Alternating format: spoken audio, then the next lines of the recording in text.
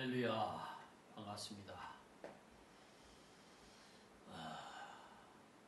14과 이스라엘 왕국 시대의 인본주의 문화와 신본주의 문화, 이 시간에는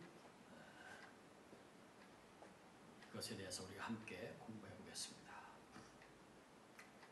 사사시대의 혼란 속에서 룻과 같은 신분주의자들을 통해서 하나님의 역사가 진행되다가 마침내 신본주의 정신을 이루어갈 신정국가, 그래서 이스라엘 왕국이 이제 서게 되는 것이죠. 그래서 먼저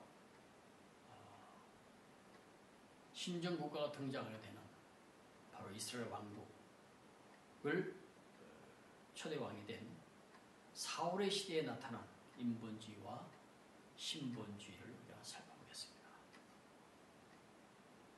하나님은 사사기 시대의 혼란을 거치면서 사울을 왕으로 한 신본주의 국가를 세우시고 사무엘을 통해서 신본주의 문화를 이룰 것을 명령하셨습니다. 한편 신본주의 문화를 이룰 것을 명령받았던 사울은 초기에는 스스로 겸손한 모습으로 하나님의 중심의 나라를 이루어가는 듯 했으나 점점 하나님 대신에 자신이 중심이 되는 인본주의적인 통치를 하기 시작했습니다. 안타깝게도 사울은 하나님의 나라를 모형을 하는 하나님의 왕국을 다스렸지만 그의 삶은 전혀 신본주의 문화를 이루지 못한 것을 볼 수 있습니다. 오히려 당시의 가나안의 인본주의 요소들을 그대로 받아들이다가 결국에는 하나님의 버리심을 받고 사망에 이르게 되었죠.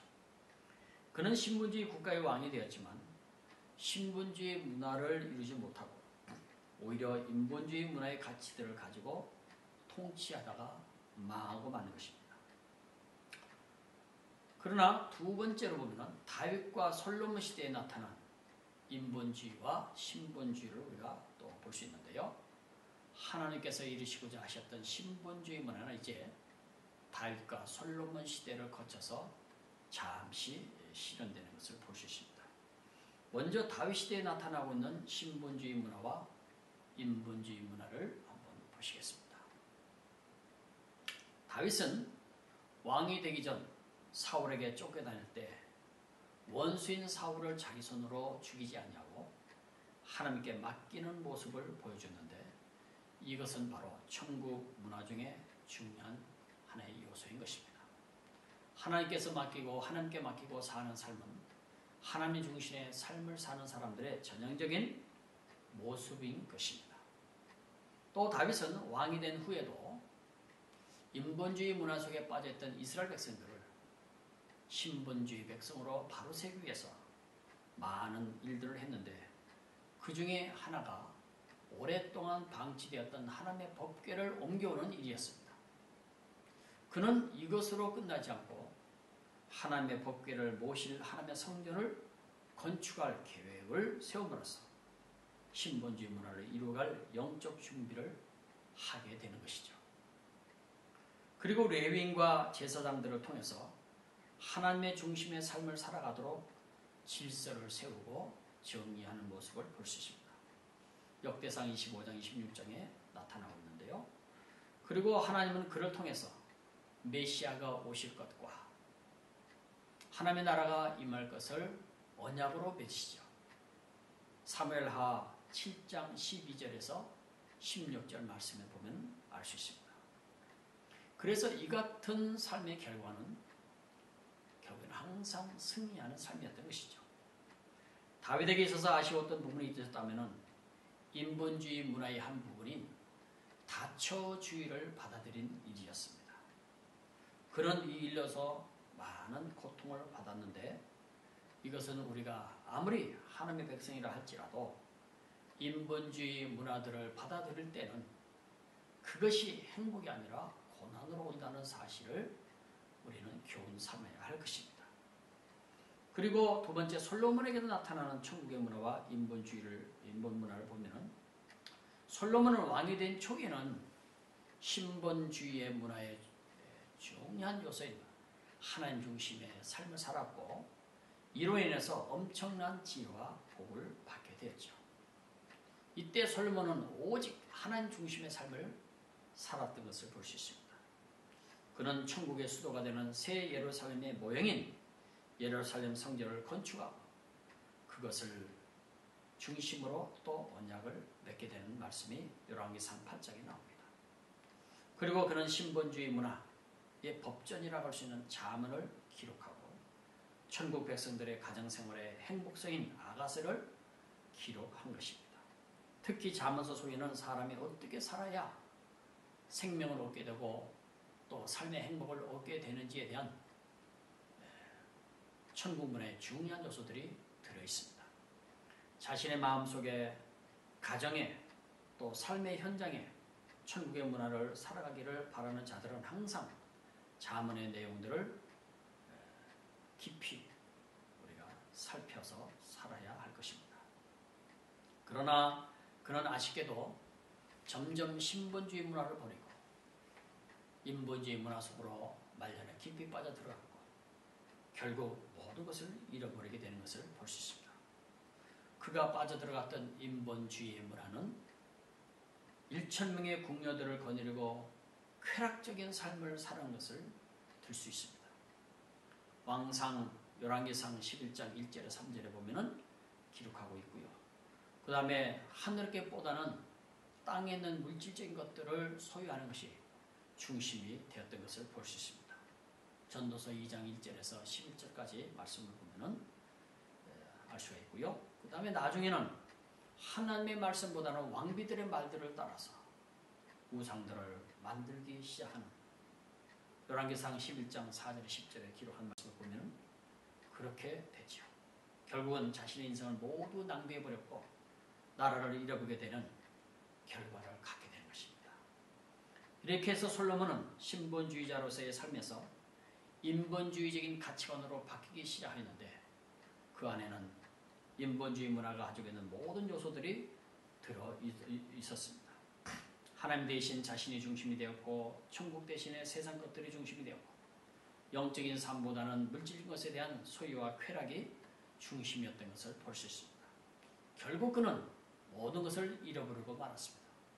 자신의 인생을 잃어버렸고 하나님이 주신 나라를 잃어버리고 마른 것입니다. 여기서 우리가 교훈은 결국 다윗이든 솔로몬이든 그들이 천국을 중심으로 한 신본주의 문화를 이루어갈 때는 복을 받았고 세상 나라들을 이길 수가 없었습니다. 그러나 그들이 신본주의 문화를 버리고 인본주의 문화의 삶을 받아들이게 되었을 때는 그들 스스로도 헛된 인생, 후회스러운 인생을 살았고 그들이 사는 가정, 사회, 국가가 혼란한 상태에 빠지게 되는 것을 볼 수 있습니다. 우리는 천국을 중심으로 한 신본주의 문화야말로 인간을 살리고 사회를 살리고 가정을 살릴 수 있는 진정한 행복의 문화라는 것을 우리는 명심해야 할 것입니다. 뿐만 아니라 신본주의 문화 속에서 있다 할지라도 그것을 지키는 싸움이 없다면 얼마든지 인본주의 문화 속에서 섞이게 되고 변질되고 또 인본주의 문화를 가진 자들보다 더욱 악해질 수 있다는 사실도 우리는 경계해야 할 것입니다. 세 번째로는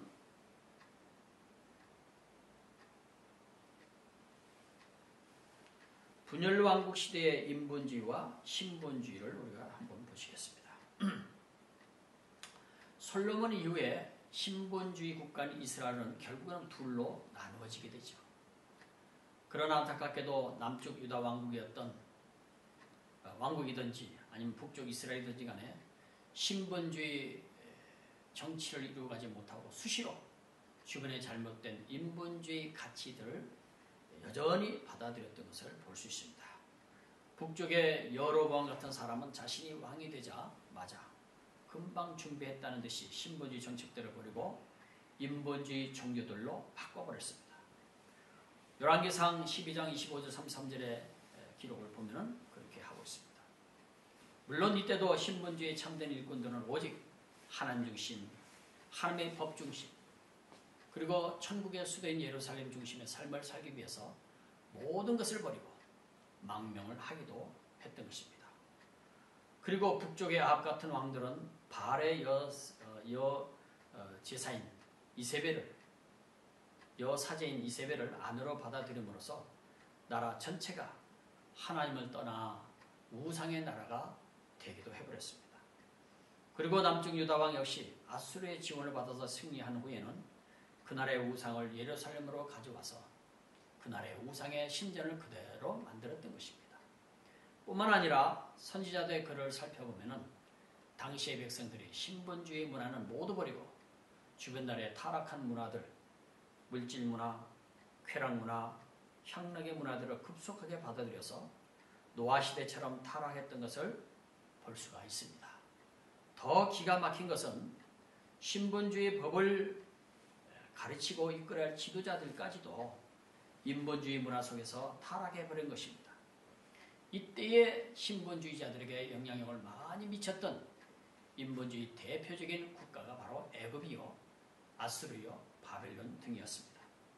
결국 이 같은 타락은 신본주의 국가가 인본주의의 국가 앞에 멸망할 수밖에 없는 상황에 이르게 되고 말았던 것입니다. 북쪽 이스라엘은 BC 722년 당시 인본주의 문화의 대표적인 국가였던 아수르에 의해서 무너지고, 남쪽 유다는 이보다 조금 더 지난 BC 586년에 새로운 인본주의 국가인 바벨론에 의해서 무너지고 말았습니다.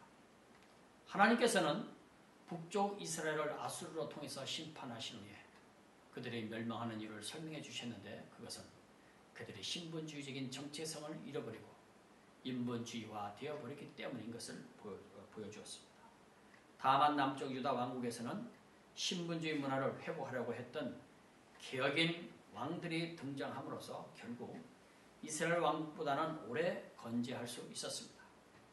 이때 남쪽 유다에서 등장했던 신분주의 문화를 일으키려 했던 사람들 중에 대표적인 사람들이 3명이 있는데, 첫째는 여호사밧이라고 하는 왕이 있었습니다.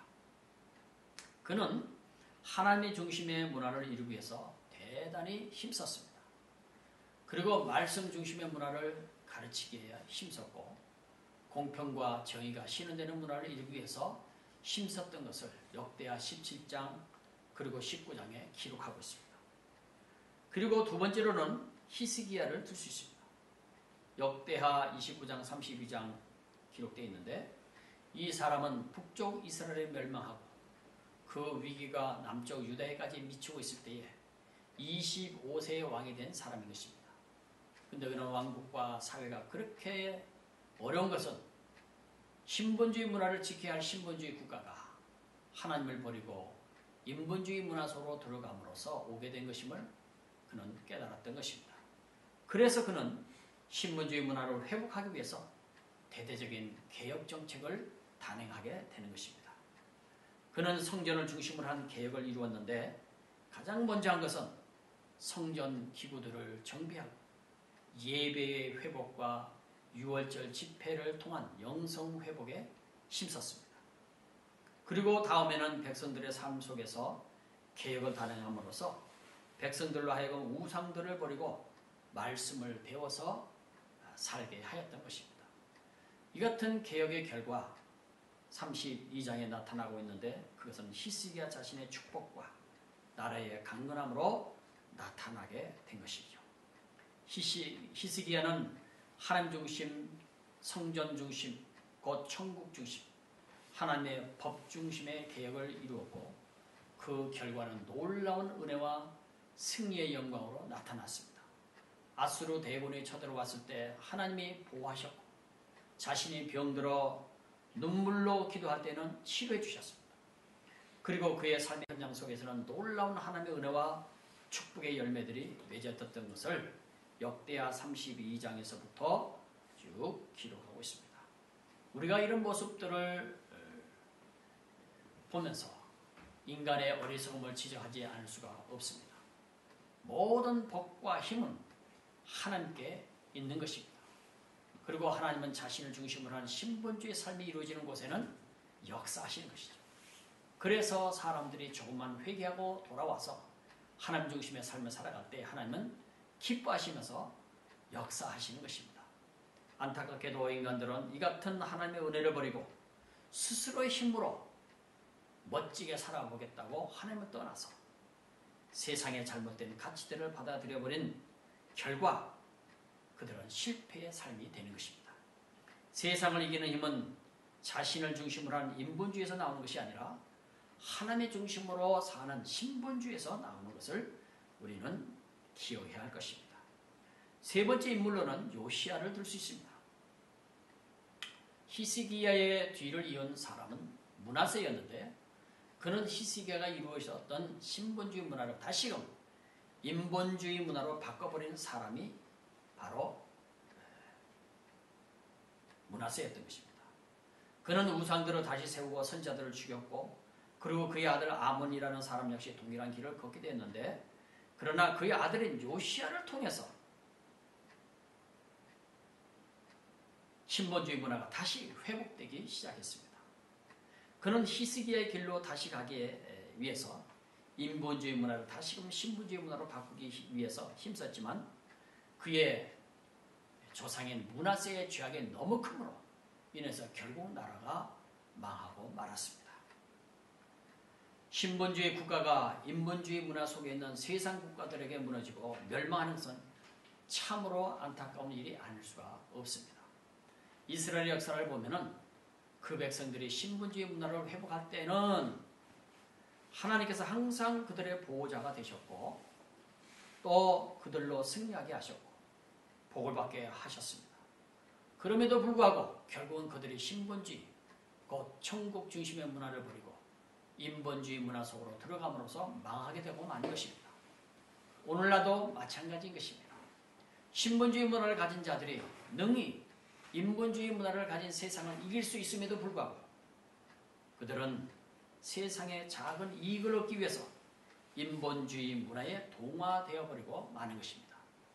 그러나 우리가 분명히 알아야 할 것은 인본주의 문화는 잠시 보기에는 좋은 것 같지만 지난날의 모든 역사가 그랬듯이 노아시대, 소돔, 고모라 시대, 기타 인본주의 대표적인 국가들의 모습에서 결국에는 멸망하게 된다는 사실인 것입니다. 그래서 네 번째로 우리가 신본주의 왕국의 멸망과 의미를 우리가 한번 살펴보면은 이미 앞에서 살펴본 대로 신본주의 백성들에게는 지켜야 할 삶의 문화가 있고 감당해야 될 사명이 있습니다. 이것을 종합적인 것이 출애굽기 19장 5절 6절 말씀인데 5절 말씀을 먼저 보면은 세계가 다 내게 속하였나니 너희가 내 말을 잘 듣고 내 언약을 지키면 너희는 열국 중에서 내 소유가 되겠고 라고 말씀합니다. 제사장 민족 이것은 신본주의 백성들이 가지고 살아야 할 삶의 문화와 사명을 종합한 제목인 것입니다. 신본주의 백성들에게 있어서 중요한 것은 스스로 하나님을 잘 섬기는 일인 것입니다.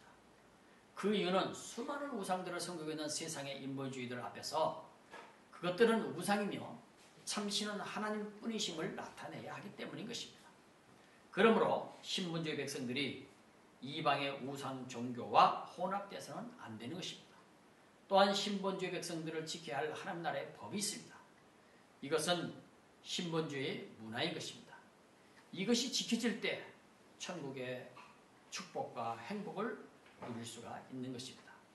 이것을 통해서 신본주의 백성들의 삶의 문화가 세상 사람들의 삶의 문화보다 뛰어나다는 사실을 보여주어야만 하는 것입니다.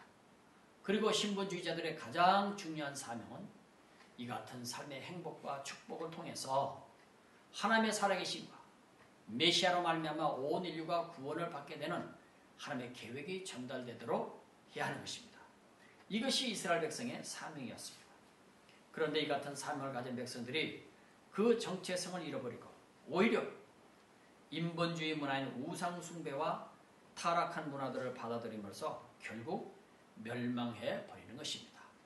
그런데 이 같은 사명을 가진 백성들이 그 정체성을 잃어버리고 오히려 인본주의 문화인 우상 숭배와 타락한 문화들을 받아들이면서 결국에는 멸망해 버리는 것. 예수님은 이 같은 상황을 비유해서 말씀해 주셨는데 그것이 바로 소금의 비유인 것입니다. 소금이 그 정체성을 상실하고 맛을 잃어버린다면 결국 밖에 버리워서 사람들에게 밟힐 것이라고 마태복음 5장 13절에 말씀하고 있습니다. 신정 국가인 이스라엘 멸망은 오늘 우리들에게 이 같은 중요한 교훈을 주고 있는 것입니다. 과연 하나님을 믿는 예수 그리스도를 구세주로 믿고 있는 우리들에게 신분주의의 백성으로서 가져야 할 삶의 문화들이 있는가? 그리고 신분주의자들이 마땅히 감당해야 할 사명의 목표가 있는가? 아니면 하나님의 이름으로 인본주의자들이 되고 있는지는 돌아봐야 될 일일 것입니다. 마지막으로 5번째 보면 선지자들의 외침이 있었습니다. 하나님께서는 인본주의화 되어가는 그의 백성들에게 많은 선지자들을 보내셔서 그들에게 돌아서라고 말씀하셨습니다. 역대하 36장 15, 16절에 말씀하시고 그래서 선지자들은 백성들이 하나님 중심으로 삶으로 돌아올 것을 권하였던 것이죠. 호세아서도 그랬고 요엘서도 그랬고 선지자들은 세상의 잘못된 인본주의 풍습을 버리고 신본주의 문화인 말씀을 지킬 것을 아모스는 또 권면했던 것입니다. 그들은 인본주의 세계의 멸망을 경고하였고 다가올 신본주의 세계인 천국의 임재와 메시아의 임재를 예언하였던 것입니다. 마치 모세를 보내서 애굽에 종노하는 이스라엘 백성들을 불러내신 것처럼 하나님은 신분주의의 맛을 잃어버린 채로 인본주의화 되어가고 있는 그 백성들을 잘못된 우상 숭배와 타락한 문화들로부터 불러내시기 위해서 선지자들을 보내셨던 것입니다. 그러나 이미 인본주의화 되어버린 백성들은 그들을 통해서 전달되는 하나님의 부름을 거절했습니다. 오히려 하나님의 보내신 그들을 때리고 죽이기까지 했습니다. 인본주의 세계의 결국은 항상 멸망이었습니다. 결국 이 같은 이스라엘 역사가 멸망할 수밖에 없었던 것이죠. 하나님은 지금도 인본주의화 되고 있는 수많은 신본주의 백성들을 향해서 그곳에서 나오라고 명령하시고 있는 것입니다. 계시록 18장 4절 말씀해 보면은 또 내가 들으니 하늘에서 다른 음성이 나서 가로되 내 백성아 거기서 나와 그의 죄에 참여하지 말고 그의 받을 재앙들을 받지 말라고 권면하고 있습니다. 수고하셨습니다. 14관은 여기서 마무리 짓겠습니다. 감사합니다.